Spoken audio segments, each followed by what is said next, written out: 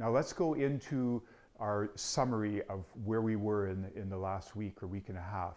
And so these are the stepping forward movements. And so the first one is daughter in the mountaintop. And so once again, you sink into your right foot, turn your heel out on the left and step forward, and just really kind of get the sense as you first start into it of, do you get that kind of pelvic roll, a little bit flattening in your lower back so that you're not kind of stepping forward, but just kind of letting your foot come forward a couple comfortable level. Your hands turn out by your side, and as you come forward, that left hand stays on the inside. And open, and then drawing the energy in and closing. Open, and crossing over, drawing down. Just keep on gathering that sense of charge, that heavy air, drawing down and then opening and releasing. So you just get a sense of engagement through your hands all the way through.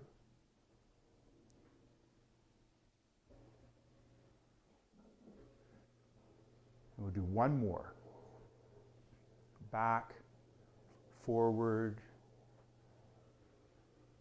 and then as your hands come down to that open place, your toe comes up, your lower back flattens, and as your foot comes to its resting, your hands just come over and come back to that gentle resting position. And then dropping. Now you sink across to the next foot, and so you sink into your left, your right heel turns out, your hands open up, and forward. Rebecca, do you have somebody in your? Yes, I do. She came back.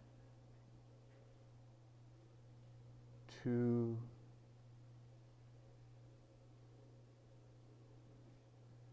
We haven't got any done now. Oh, isn't that? Thank you. We haven't got any sun. And just really get that sense of the circularness to it. Opening. Thank you, Michael. I can't see.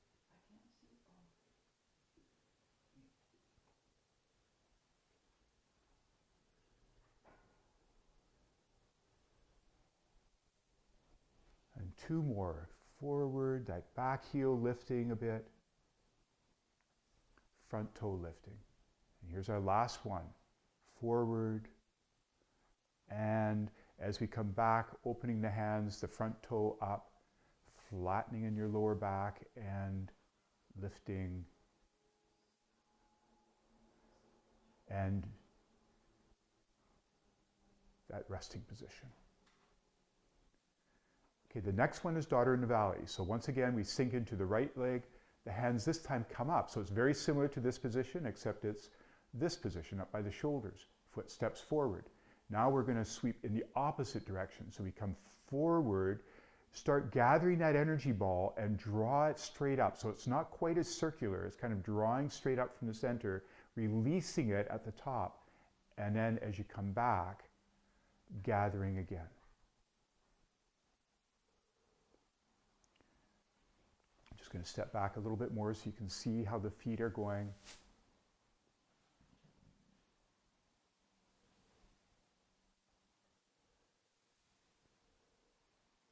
I'm going to turn sideways for a second as you go into your next one so you can really see that movement. And here we go into the 6th one. So you see how my back leg is pretty straightened up and then the front leg is pretty straightened up. And so I'm really sinking into the weight-bearing leg with a bent knee. And as long as your torso stays upright, you'll find that there's a tendency for you to stay on top of your center. Like if I go forward too much, I'll tend to sink and you'll actually probably see my head go down. And the same thing if I lean back into it or I'm too far forward, I'll again sink. And so there's this way in which if you can just stay in the center, you'll probably actually see that my head stays pretty much straight line, plumb line, all the way around. We'll come one more time through. Up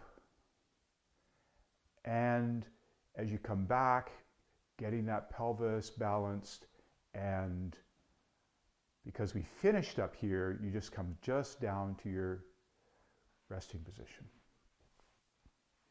Okay. And then the second side. So hands come up, foot comes forward, and release. Gather, draw up and release. That's it.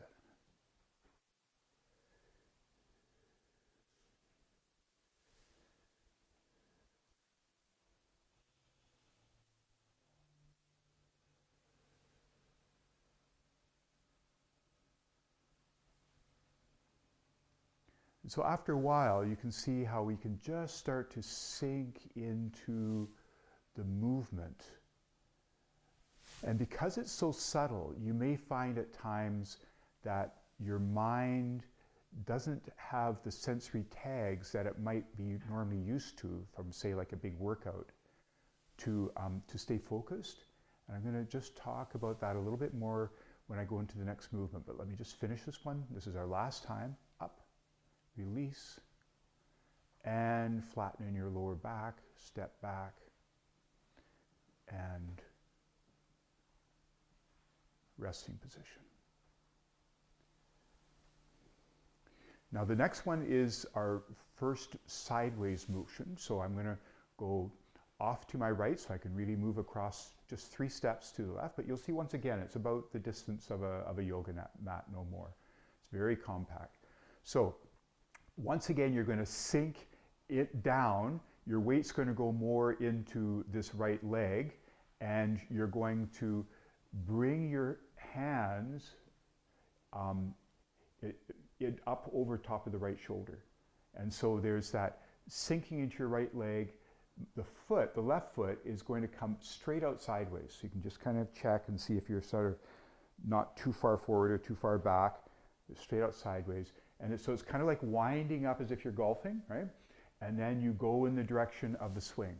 Cross with your energy nerve in your hands. Really make sure they're not just floating out there, but they're connected. And the back leg, like as I come across to the right, my left leg is more straight, and the right leg is more bent. And so as I come across the other way, the same thing happens. Now the right leg is straight and the left leg is bent. And as you do that, you'll notice that there's more of a turning because of that in the pelvis. And so just kind of gliding along, you do that 3 times, which of course we've done much more of now. So as you come across over top of the left leg, which is the bent and weight carrying leg, that right toe comes up, and as your hands come up, you come down to your resting position for just like a breath, like just to touch down, sink into that right foot, out with the left again, not too far, just a nice comfortable direction, and come across. 2. Now, this is a very important one to get, these sideways ones, and it's the place where people often get their upper brain in the way trying to think it through. So we're just going to see if we can start dropping it down. I'm going to come through one more time. Normally we would just do 3. I'm going to drop it down into its essences. So we're coming across to the left. So as your weight comes this way, it's this right foot that's going to come up and in. Right? So there's that feel in your body that as you sweep across to the left, the weight helps carry you onto that right foot, and so your left foot naturally is the one that's going to come in. So the same thing happens when you set up for the next movement. Think of that kind of golf swing, getting ready to swing across, right? So you start by doing what I find it helpful to call it the wind up.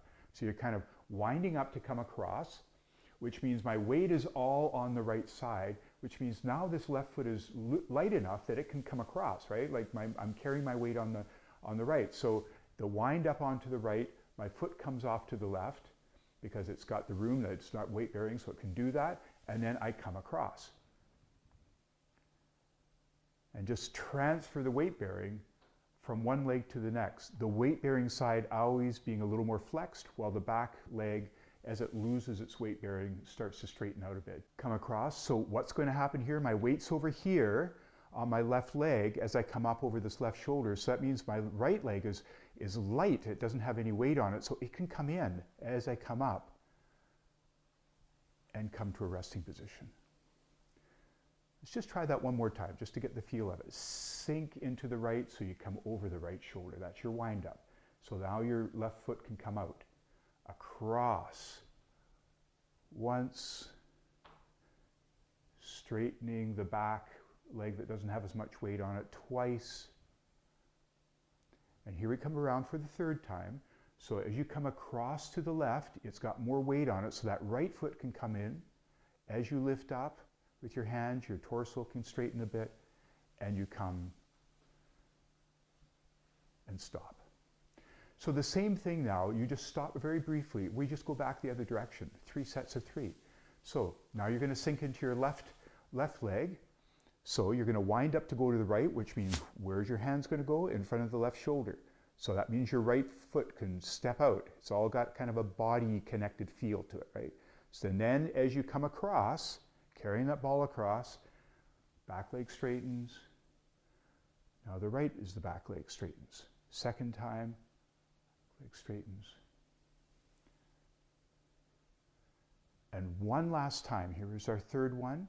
So now you're coming over that right foot, so there's lightness over the left foot, so it can come up and in.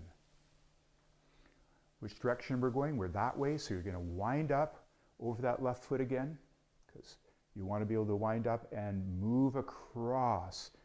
Now with all this focusing on making sure that you're getting all those pieces in place, you might be tensing a little bit in your hands. Don't forget that Nerf ball. Let your fingers really droop down toward the floor as you come across the bottom and up toward the ceiling as you come across the top. We'll try this one more time, like this. And as you come across, weight more into your right foot so the left toe comes up. Briefest of waiting, one more time. Weight bear on the left, right foot comes out. Cross to the right. Down around the bottom, across to the right. Now sometimes people will reverse it and they'll come across the top at the beginning. It's always dropping down, getting yourself grounded before you come across to the top. And then you just lift with that left foot and come to your resting position. Now after that, we're going to do our 2 new movements, but we will come back to a set of 4 of these right after that. So we'll have lots more chances to try this out of sideways stepping in different versions of hand movement.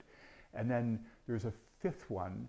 So in the end, there's 6 of these sideways movements. There's a 5th one very close to the end. So this and then 5 more in the second half of the set.